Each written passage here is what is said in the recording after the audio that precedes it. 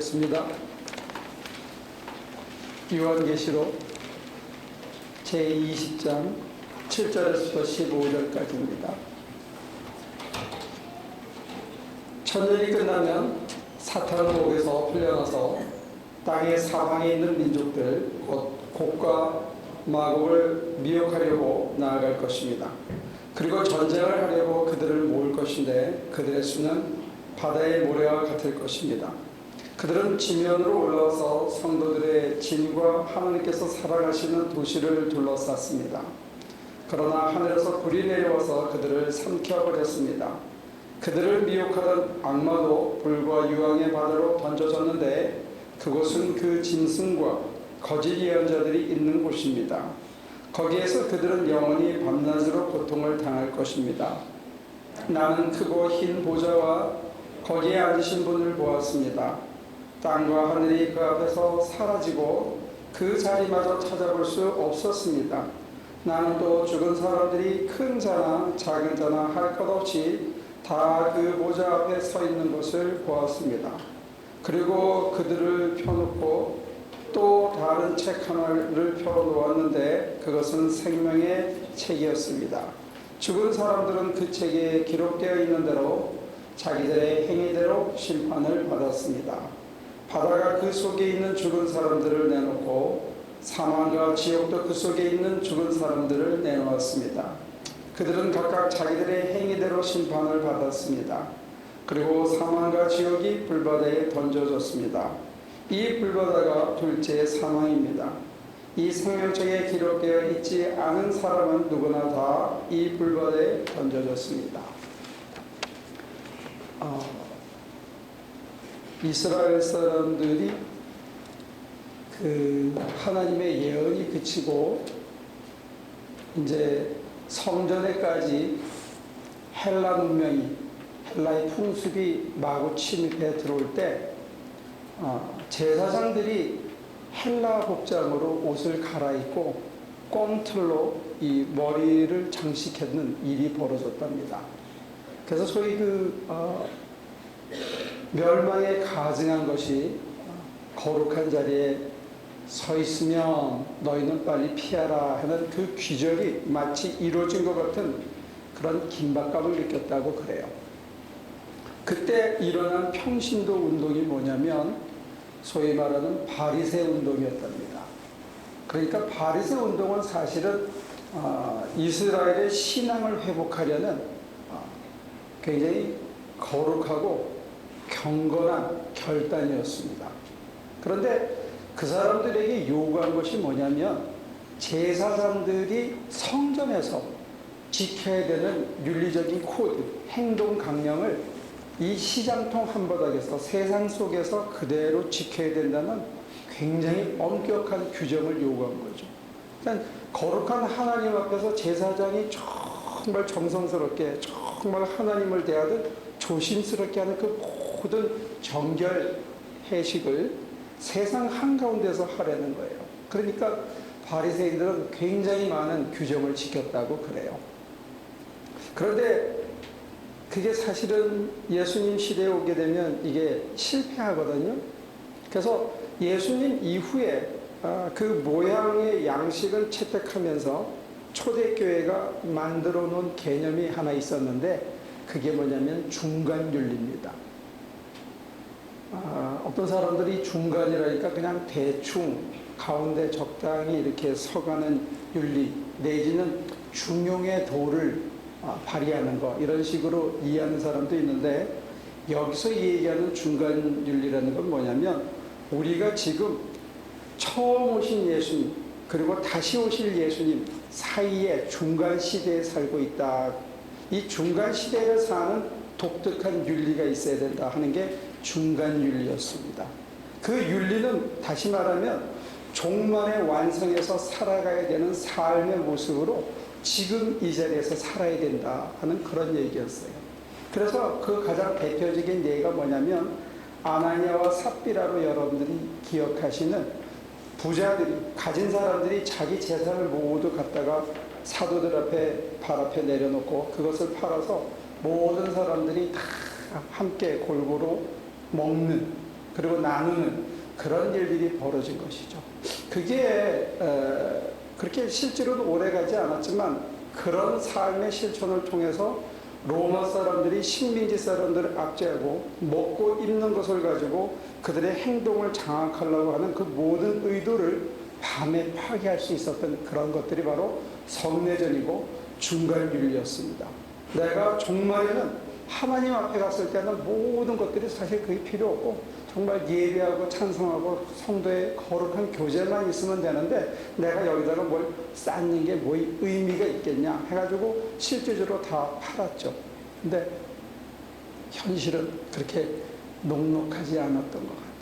사람의 이기심을 완전히 극복하거나 사람이 나를 아끼는 마음, 내 것을 더 챙기는 마음을 아마 2000년 전에도 제대로 하지 못한 것 같아요. 그래서 학자들은 그 기간이 길어야 한 50년 가지 않았나.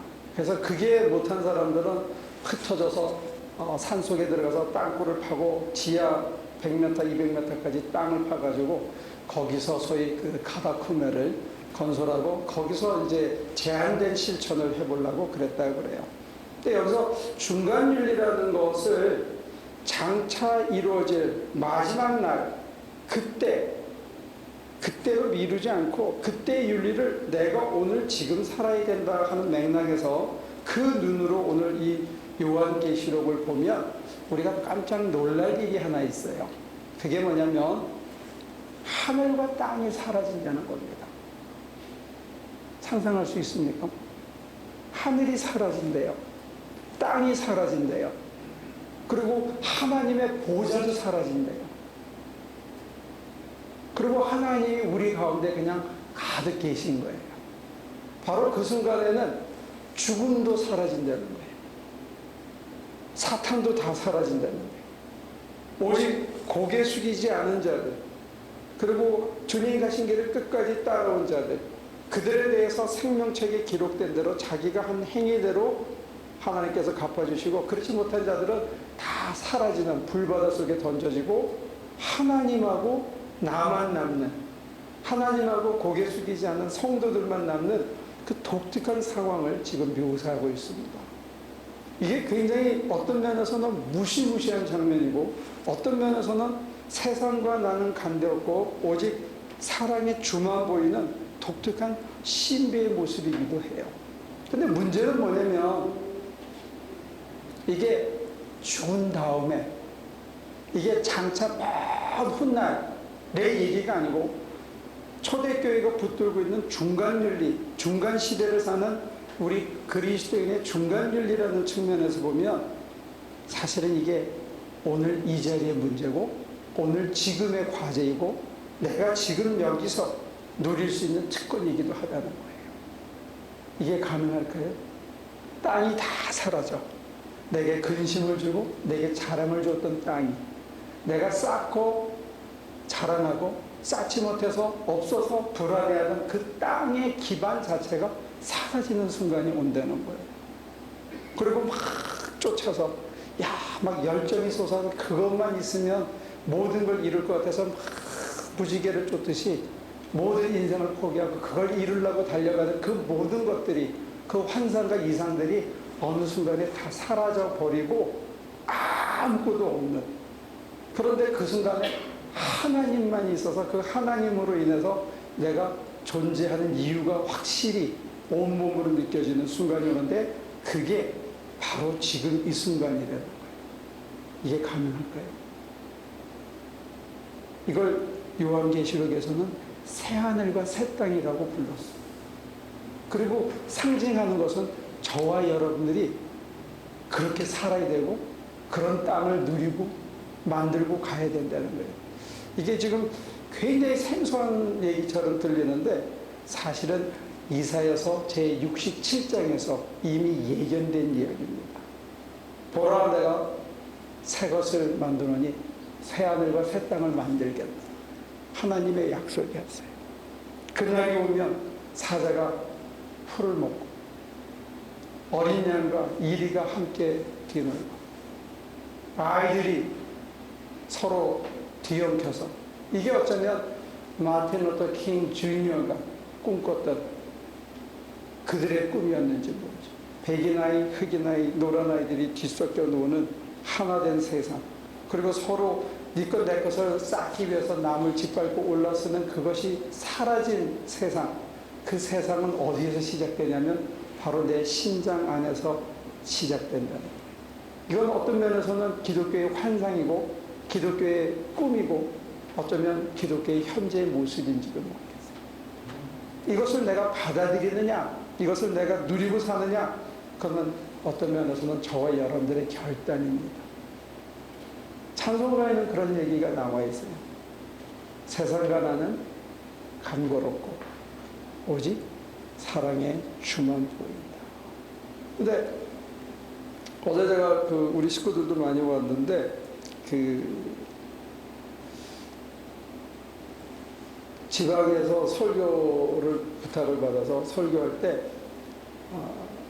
준비하느라고 이렇게 돌이켜 봤어요.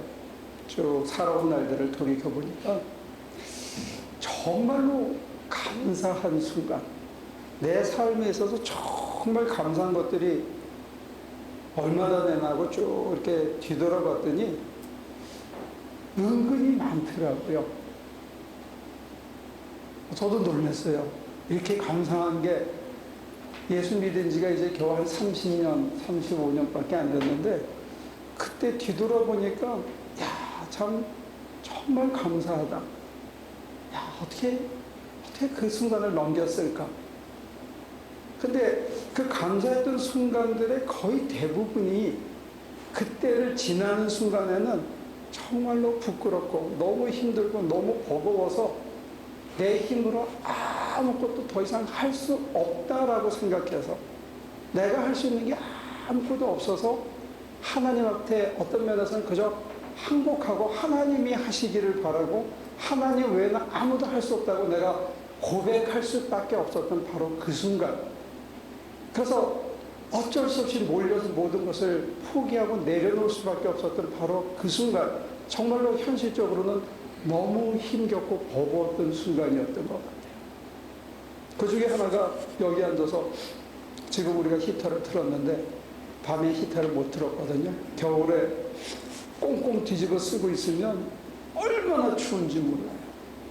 그래서 완전히 슬리핑백을 여기까지 뒤집어 쓰고 눈만 내놓고 기도를 하면 참 신기하게 추위가 송곳처럼 이렇게 옆구리를 찌르더라고요. 그러면 감싸요. 그러면 왼쪽 옆구리를 찌르요. 그렇게 뒤척이면서 밤을 새웠는데 그 밤을 새우고 새벽이 될 때쯤 되면 무한한 자신감으로 다시 인생이 아름답게 보이는 새로운 세상으로 이 가슴이 꽉 차는 것을 하나님께서. 그리고 사실 어떤 면에서는 그 힘든 시간을 지나면서 세상을 바라보는 가치관이 뒤바뀐 것 같아요.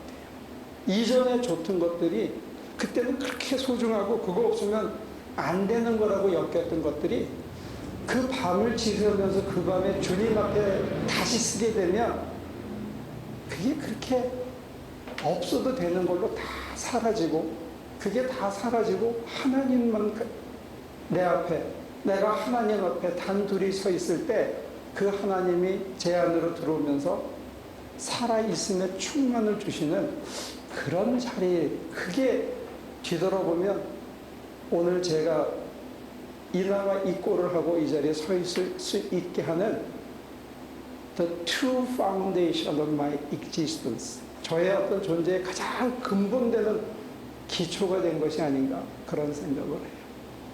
그러니까 저와 여러분들이 어떻게 살다 보면 뭘 쌓고 눈에 보이고 이루고 남들이 인정해주고 칭찬하는 것을 가지고 우리가 대리만족을 하는데 그게 어느 날 물거품처럼 사라지는 날이 오더라는 거예요. 그게 다 헛거라는 거예요. 내 생각대로 내 계획대로 내 판단대로 잘. 물론 그렇다고 해서 제가 무엇을 다 이뤘다는 게 아니에요. 어제 우리 장로님하고 저하고 어디 에스티메이트를 하나 보러 간 데가 있었어요. 근데 그분이 누가 소개를 해줘서 제가 목사라는 걸 알고 전화를 했더라고요. 그래서 네 언제 가겠습니다 하고 갔어요. 가서 이제 한참 보고 뭐 이거 얼마고 얼마고 그러는데 장로님은 위에 뭘 재러 갔는데 그분이 식탁에 딱 서서 저한테 그렇게 물어봤습니다. 그런데 누가 목사님이세요? 저한테 물어봤으니까 얼마나 다행인지 몰라요. 그 장로님한테 물어봤으면 이걸 참 장로님이 저한테 얘기도 못 해줄 거고. 그러니까 제가 껍데기를 봤을 때, 속을 봤을 때, 사람들이 저를 봤을 때 저게 진짜 목사다.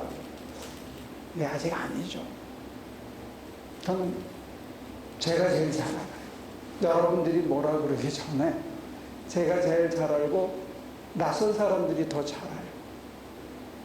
근데 그럼에도 불구하고 그런 제가 이렇게 서서 그나마 저의 부족과 허물을 내가 이게 부족하구나 하는 거를 깨닫게 해주실 때 받아들일 수 있고 그렇구나 하고 감사할 수 있는 이 모습은 우리가 지극히 연약할 때 내가 정말로 아무것도 할 수 없다라고 하나님 앞에 자기를 내려놓을 때 그 부끄러운 저를 끌어안아서 살려주신 하나님의 무한하시고 크시고 한없는 용서와 또 하나님만 있어도 내 가슴이 꽉 차는 그 감격이 오늘 이 자리를 살아갈 수 있는 진정한 새 힘이라고 저는 믿습니다.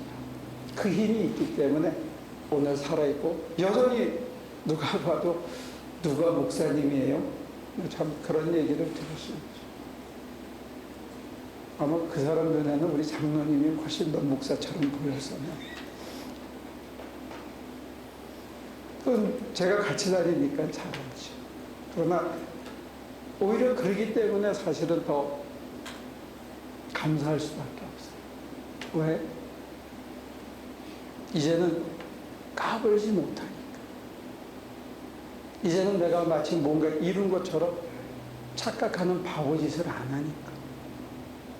섰다고 하면 넘어지고 넘어진 자리에서 울부짖을 때 가슴을 찢을 때 티끌을 뒤집었으며 하나님 제가 정말로 지푸라기 하나도 못합니다 했을 때 제 발목을 잡고 있던 땅의 모든 사슬들이 풀려나가고 제 가슴을 제 눈을 황홀케 했던 모든 꿈과 허황된 허상들이 사라지고 모든 것이 사라지고 내 욕심과 내 욕정과 나의 어떤 간절한 상처와 아픔들이 다 사라진 빈 곳에 우뚝 하나님만 서 계시는 그래서 그 하나님이 보라 내가 새하늘과 새 땅을 지으리라 하는 그 은총의 선물이 오똑이 저 자신한테 임하는 것을 환상적으로 경험할 때 아침에 눈을 뜨면 이 번잡한 세상을 향해서 그래도 기죽지 않고 그래도 포기하지 않고 그래도 속상해하지 않고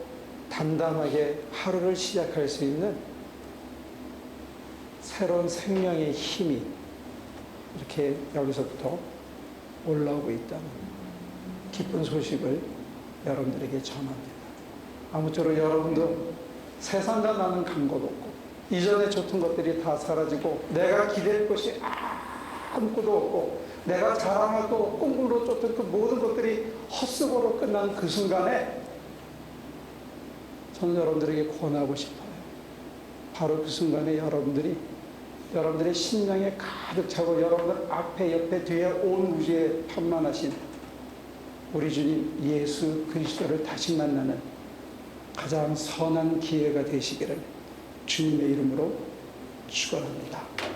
바로 거기서부터 우리의 인생 제2막이 시작되고 여러분들의 제 인생 2막에 새하늘과 새 땅이 새롭게 창조되는 기적이 임할 줄로 믿습니다. 기도하겠습니다. 하나님 살려주셔서 감사합니다. 살아있으니 감사하고 이렇게 함께 믿음을 나눌 수 있는 좋은 하나님의 자녀들이 이렇게 있음을 또한 더욱 감사드립니다. 이 자리에 우리의 부끄러움과 우리의 헛수고와 헛된 욕망들 그리고 해안들과 상처와 아픔들을 모두 내려놓기를 원합니다.